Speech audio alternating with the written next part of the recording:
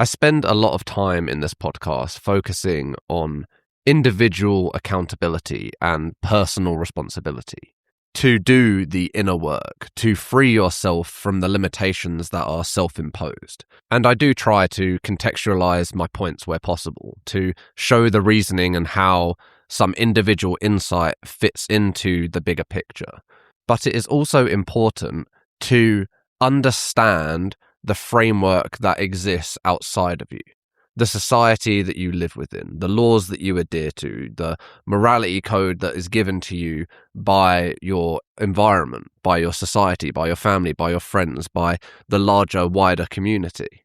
Because as much as I believe in individual sovereignty and in empowering yourself to do the work despite of what is happening outside of yourself, to understand your patterns and your habits and your behaviors, understand the impact and consequence that that external environment has on it, yet not let that dictate your behavior and your actions or get in the way of your growth.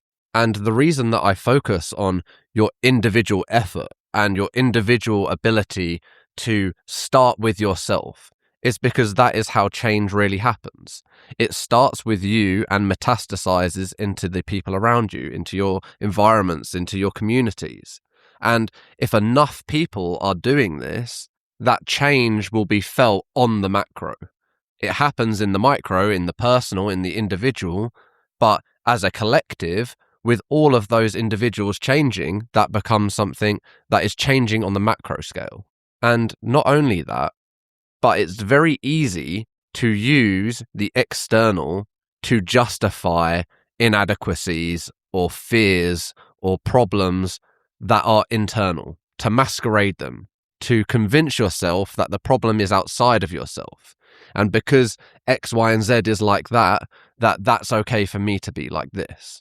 Or even just, because it's like this, that's why I'm like that. And this line of thinking is self-imprisonment. It's trapping yourself into this indefensible position where it is hopeless. There's nothing you can do. You might as well just give in and do whatever they want you to do or act how society acts, because what's the point? I can't change it. I can't do anything about it. This is the sort of environment that I am surrounded by so I must become it. And for obvious reasons, that's never going to work. It will only exacerbate the issue and remove your power from you. You have to take individual responsibility and accountability in order to gain back your power.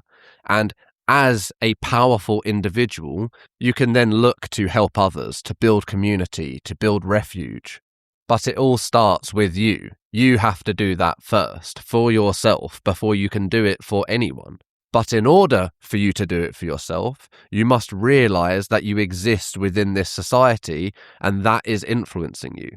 And once you start realizing what is influencing you, what is by design, what is in order to control you or restrict you, then you can look to remove those limits. Then you can look to uninfluence yourself against these external sources. So you must understand the external in order to heal the internal. Otherwise, it's sort of like somebody who's going to a therapist because they drink a lot. And they're going, I just don't know why I do it. I can't understand why I keep drinking and I feel this need to drink. And then you look at their family and they're all alcoholics. And obviously that doesn't justify being an alcoholic, but it contextualizes the problem. It makes you understand and realize that this has been part of their upbringing. This is part of their social fabric. This is part of who they are and who they have grown to be. So, of course, they are having problems with alcohol because problems with alcohol have been integrated throughout their life. It is part of the framework of their existence, and that is what their environment has been. That's what they've been surrounded by. And then you look through the layers and you see, well, it's not just that family. It's the fact that, for instance, in England, drinking is our social fabric. That is massively ingrained in society as what you do to socialize. You go to the pub, you go out drinking with your friends. That's basically what everyone does. And the reason that they do it is because everyone else does it. And if you don't do it, you end up outcast. You end up ostracized. People look at you like you're odd, that you're different, because you don't want to do this thing. So not only are you influenced at a family level, you're influenced at a societal, environmental level. You can then look at, well, why is society like that? Because it's structured to be like that. Because it's designed to be like that.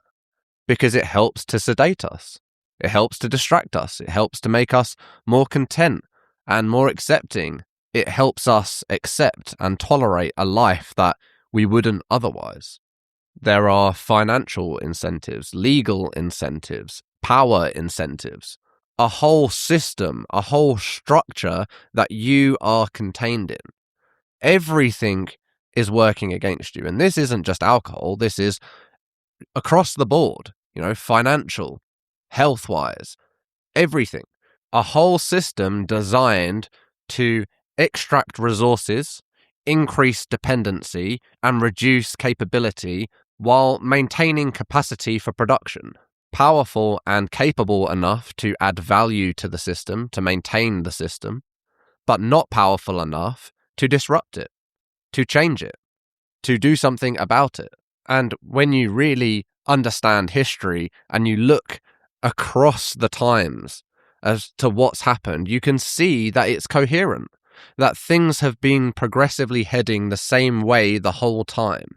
More power, more land, more resources, more access, more freedom for a limited set number of people, and less for everyone else. All you need to look at is land ownership over the course of the last couple of centuries. Look at what has happened. If the average person today explained to somebody in the 1700s how they live, they would be mind blown. They would never understand it. They would think that you were poor, that you had nothing. Even somebody who was poor back then would think you had nothing. Because a lot of people live in flats. They have no land. They have no access to farming or getting their own resources or growing their own food. Even if you do have land, you need to ask for permission and go through a strict process in order to build what you want on your land that you've paid for.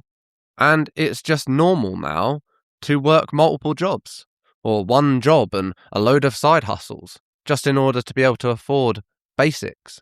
There is a very creative and very deceptive mirage that has been put up, a smokescreen, to make us believe that the quality of our life has drastically improved. We now have technology and transportation and education and healthcare and all of these things that make it seem like we are better off than we have ever been.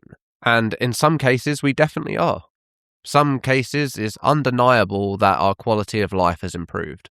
The risk of dying by flu or any other kind of viral infection is lower than it has ever been. The number of people that are educated to a reasonable level and can read and write and this kind of thing is higher than it has ever been. Our access to resources and infrastructure and food is higher than it has ever been. And so it's easy to be like, well, what are we all complaining about? We have it easy compared to previous generations. Everything is so safe and comfortable for us now. But that doesn't make it better. That doesn't make it a life that is worth living. That doesn't mean that we are more fulfilled, more full of reason and lust for life, enjoyment, joy, happiness, love. These things are at an all-time low. With globalism, we feel insignificant. We feel like we don't matter. If I lose my job, someone will replace me tomorrow. And many of us, they're all in this position. In fact, almost everyone is in this position. And now we've got things like AI where they're saying, oh, that's going to take your job. You are nothing but a resource to be used. Your time, your effort, your energy, your creativity is consumption for profit. And depression is spreading like a plague because we are all ego-driven, profit-driven, and there is this emptiness, this void that needs filling because it's become almost hedonistic, that we are all living for our own pleasure. We're all living to be happy or to have good feelings or to have fun. And there is no reason outside of that to live for. We are just one in several billion. And while at a village level, if you imagine the community of a village where everyone has their place, where you exist as part of people that all matter to each other, that all care for each other, that all look after each other, that runs as a functioning system. And you look at what that has become now, where we're all isolated and individualism is rife. Everyone wants to be unique. Everyone wants to be special. And nobody wants to be together. We all want to focus on what separates us as opposed to what joins us, what is common, where we are collective, where we can group together. At least from my own anecdotal evidence, I have seen society in the modern day become more isolated than ever. We don't even talk to our neighbours. We don't know who our neighbours are nowadays. We don't know the members of our community. It's normal to not know and be surrounded by strangers.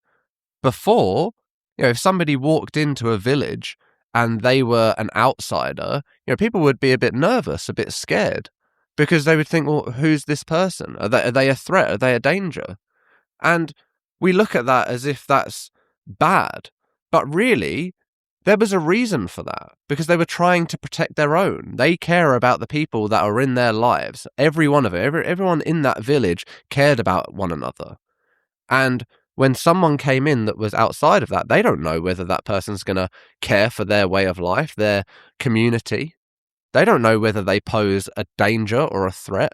And nowadays, we walk around and everyone's a stranger. We don't know anyone that we interact with. We know a few people in real life, like maybe you go to a coffee shop often and you know the barista, or you know the people at work and you know the people at where your hobbies are. But other than that, we don't function as a system together. It's all separate. Everyone's living their own individual lives. Even families, it used to be that a whole family would live together. And now, as soon as those kids can get out and leave and earn their own money and become a taxable unit and buy a flat, they want to be out of there. We all want to be away from each other. And again, it's by design. The system thrives off of our lack of ability to group, because groups and collectives have power. They can affect change. Collectives can do things that an individual can't. It doesn't matter how strong you are as a person. Without other people, you are weak, especially when you look at what you're against. Because you realize this globalized society is all functioning together, and it's just this huge machine to extract resources. And whether we like it or not, we are all participants and contributors to this society, to this system.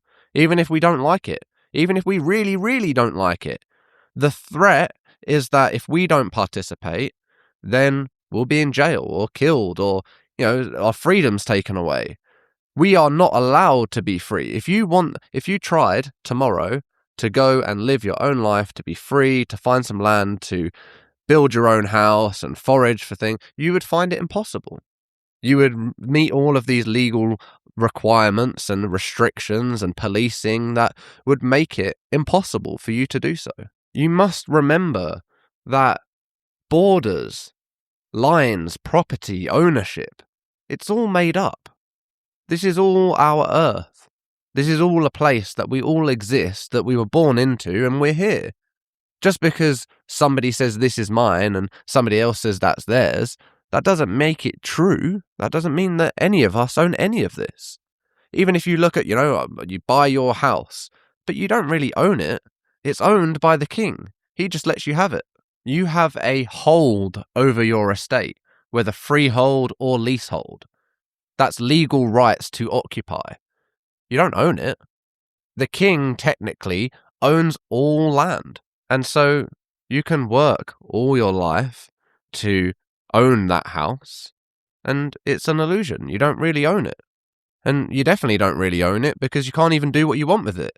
If you want to go build something, you have to go and ask permission from the council and say, well, can I do this with this land that I own? And they will tell you yes or no, whether they like it or not, whether they like you or not, whether you have influence or not. And this is just England. But then you look at private equity and the fact that they just buy up everything. And the goal of private equity is one thing: to make more profit. That's the aim. That's the only point of it.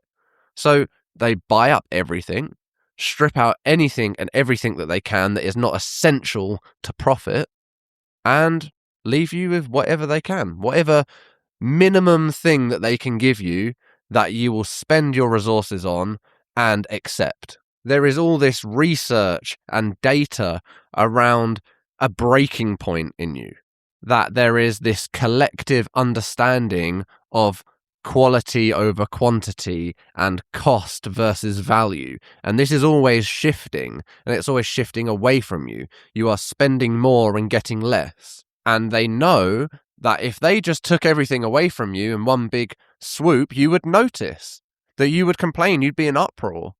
But if they do it gradually, every year they take a little off and charge a little more, take a little off and charge a little more, that over the period of years and years and years, this compounds into massive amounts of wealth, massive amounts of power, so they can buy up more things and own more things and be more strict, because once they own all of it, they can then do things and they don't care what you say.